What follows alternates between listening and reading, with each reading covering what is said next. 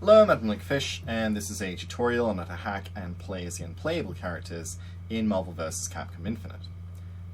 This is specifically a tutorial for people who are doing it via the PC version. If you're doing it on a console, sorry, you're going to need to have a modded console or something in order to do that. This is, as most of my tutorials are, for people who are playing it via PC.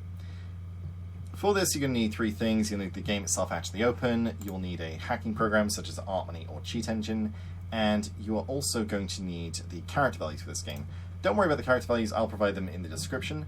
These are given to me by two people, a guy called Godshin and my good friend Demon Sculpt, so thanks very much to both of them.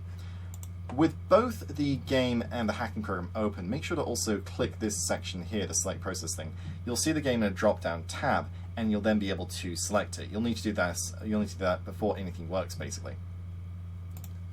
Right, we're going to go into training for a start. I always recommend training when you're going to do a hack. And we'll start by picking Ryu. The process here is kind of dead simple like most of them. What we're going to do is we're going to pick a character, we're going to search for their value, then we're going to pick a different character, filter for theirs, pick a different character, filter for their value, and what we'll begin to do over time is slowly narrow down the character addresses for the game. When we have the character addresses, we can then force it to load the values of the characters we can't normally play as, and we'll be able to hack and play them, and play as them as a result. So, Ryu's value is 6, as you can see in the list below, so we're going to search initially for 6. You always search for the first value. That'll give us like our main list, and then we'll be filtering, and because we're changing the value, that will slowly begin to weed out the addresses that we don't need, basically. So then we'll go back to the character selection screen. And we'll pick Hideous Morrigan next.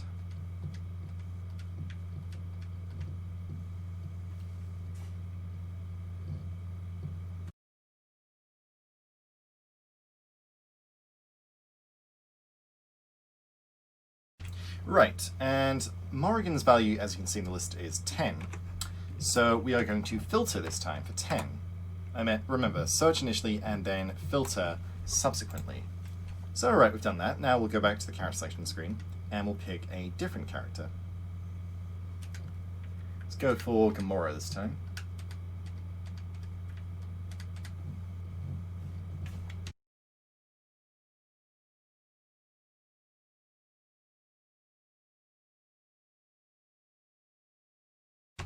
Right, and now we picked a different character, we will filter for their value. So Gamora is 3, as you can see.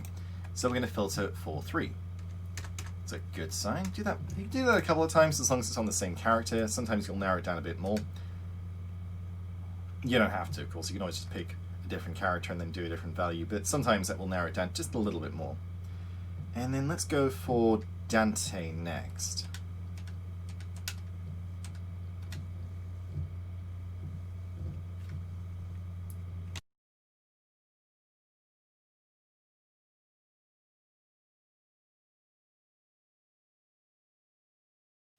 Right, and Dante is value 8.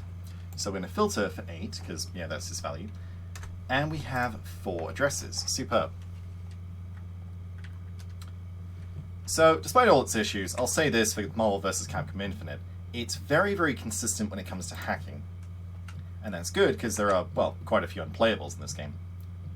So, we have 4 addresses. And what we're going to need to do, again, these are what control the character value and what controls what loads the character, basically. So when we input a different value, a value that should normally go in there, what we can do is we can freeze it in place, and it will force the game to load a character we wouldn't normally be able to play as otherwise. So let's go for Ultron Sigma here. So Ultron Sigma is character value 32. So we're going to put 32 into all of these, and we're then going to click this box here next to all of them to freeze them in place, and that'll force the game to load the value associated with their character, and thereby force the game to load the character. You can also do this by clicking on one of them, and then shift-clicking to highlight them all, and then right-clicking to click freeze. You can do it either way. It's just to state that you need to have it frozen in place for this to work, basically. So now you can pick anyone you want, because what we're doing is, from hacking, we're kind of overriding the programming, and so we're forcing it to load what we want regardless of what else we pick. Our thing has priority over the innate programming, and that's the point of hacking in the first place. And as you can see, yeah, there is Ultron Sigma. And he's there again because we're forcing the game to load its value, even though you wouldn't normally be able to play as him, so we're able to play as him as a result because we're forcing the game to load his associated value. And this goes for anyone on the list, including, I might add, the DLC characters. Which I will, well, might as well show you, quite frankly.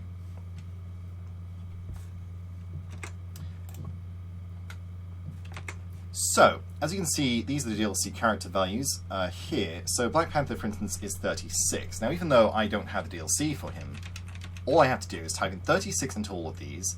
They're all still frozen, as you can see. And again, that will force the game to load him regardless.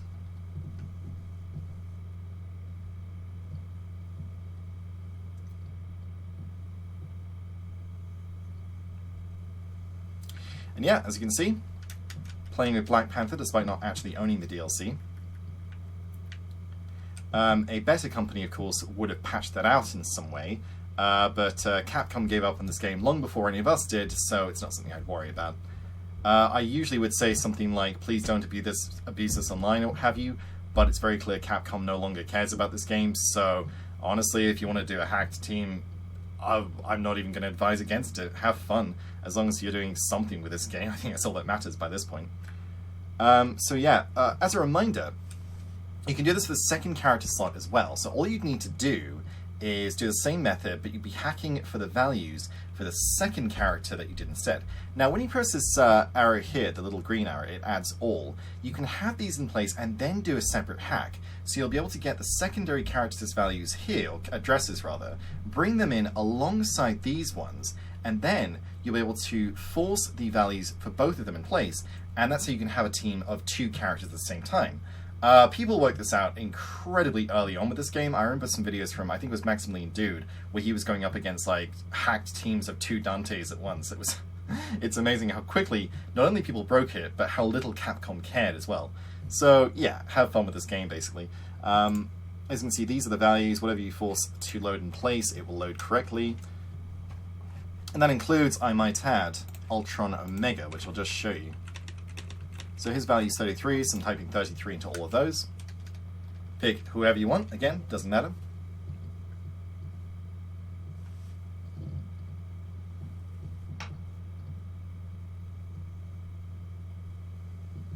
And yeah, there is Ultron Omega. He can't move, unsurprisingly, but you can, yeah, do everything with him. There's no glitches, no issues with him whatsoever. So, if nothing else, this game has great programming. I'll say that for it. And yeah, that's how to do this. Any issues, any queries, please do let me know below. One of the best things about this game is that it's incredibly consistent to hack. Only 4 addresses. Just put the relevant value into all of them, freeze them all in place, and you'll get characters every single time. It's really consistent. Hope this helps you out. Have some fun with it. You might as well. And as always, thank you very much for watching.